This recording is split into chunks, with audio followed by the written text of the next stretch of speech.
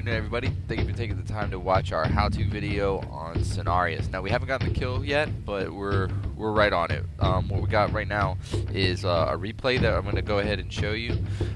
The idea behind this is exactly like normal. There's not really going to be too many things that are different between the two fights. Just going to be, of course, more damage, and then we have to make sure that our throughput as a whole is there, so that way we can make sure we're knocking everything down like we need to.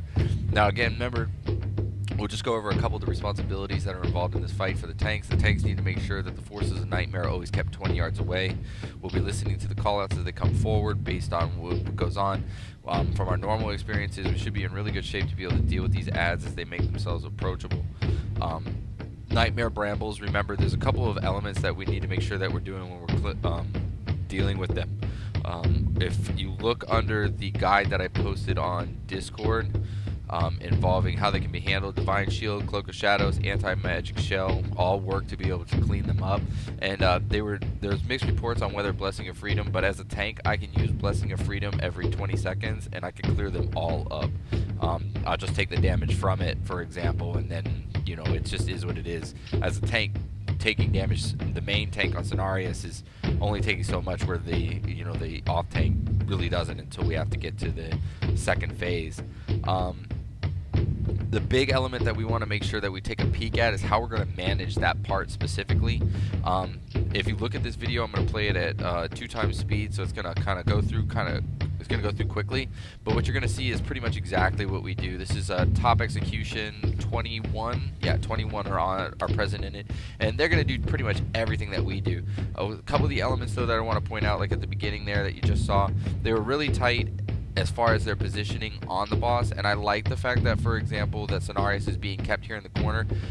The less movement, the better. So I feel that by having Cenarius in the corner to begin with, it just makes it like, well, if you're going to go this way, and then you're going to go this way, and then you're going to go that way, like we've been doing, we've been handling him here, moving him a little bit here, moving him a little bit here, and so on as we move around the room.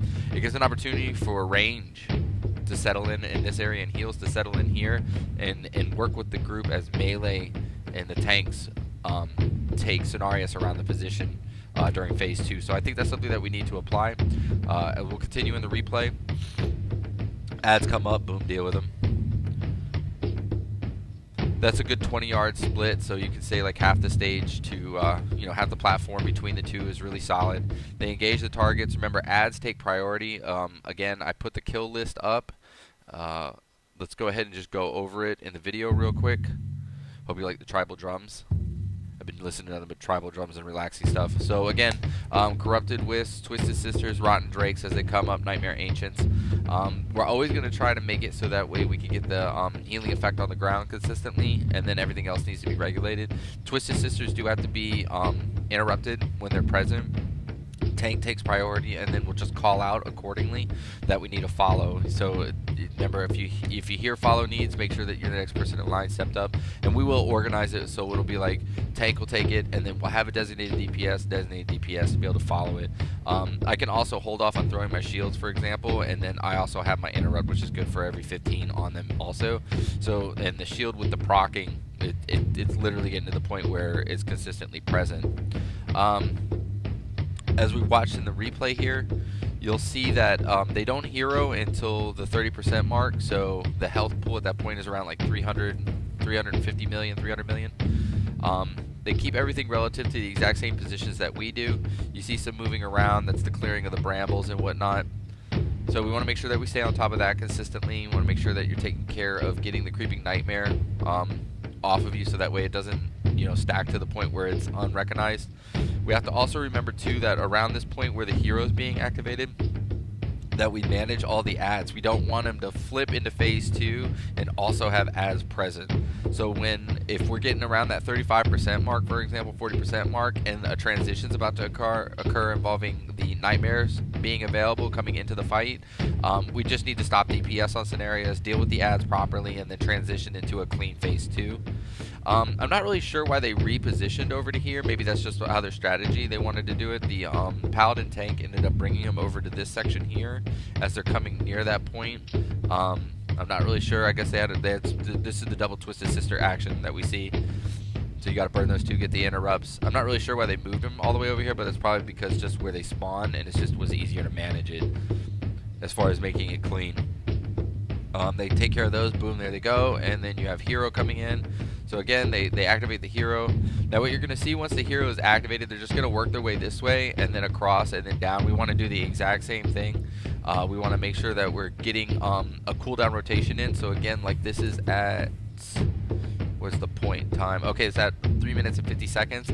So you'd be technically at 0 pull with pot cooldowns, and then you can do your cooldowns at 2 minutes, and then for example at 4 minutes you get an extra opportunity with hero to do another pot cooldown rotation if you wanted to go that route, which is what we want to do. As pots become more readily available and cost drops down, this is the way that we want to function with them.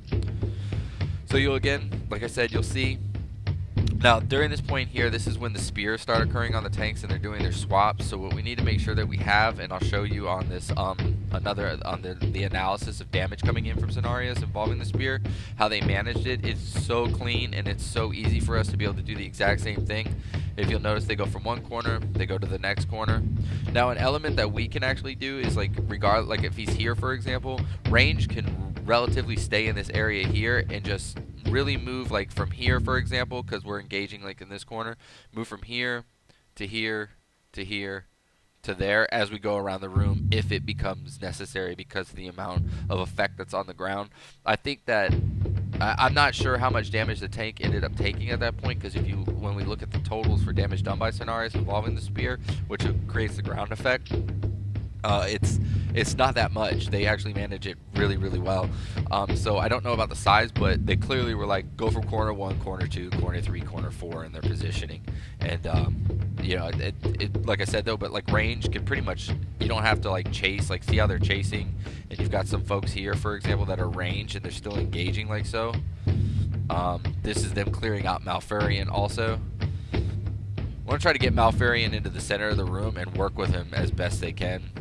See, to clear the entangled roots, and then that's the clear on it, okay?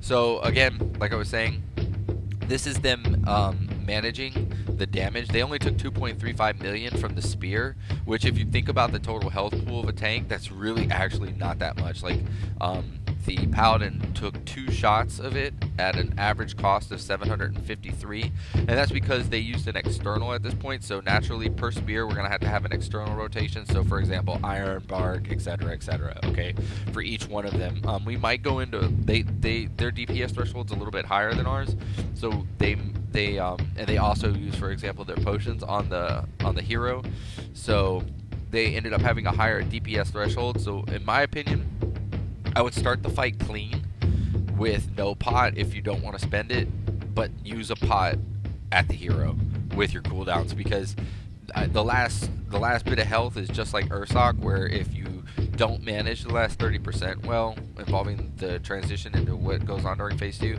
then it's just going to be a train wreck as far as what you're trying to accomplish, okay? Make sure that, you know, you take a look at total damage done by the group as a whole. As you see, this is Cenarius' total damage that he ended up putting together on the group. Under friendlies, they ended up doing 3.8 million as their totals, and if you look, like their execution, like we really need to start seeing, like, see all that color, all that rainbow. That's what we want, okay? So like for example, if you're having issues on fights and you're seeing for example some gray in here, which is 25 and below, you know, that's where you need to address it. You need to take a peek at it and then move forward from there, okay? Make sure that, you know, you're learning your execution to be able to mitigate. And as far as for tanks, like you see for example these two here, their damage thresholds were super high, and then their damage taken was really good. You know, their DTPS is in the 200Ks, and like anything below 250, 300 is outstanding, you know, per second as far as damage taken. Alright, so I hope this video helped everybody out, kind of understood what was going on. If you have any questions, please ask. I'll post it and we'll move forward, okay?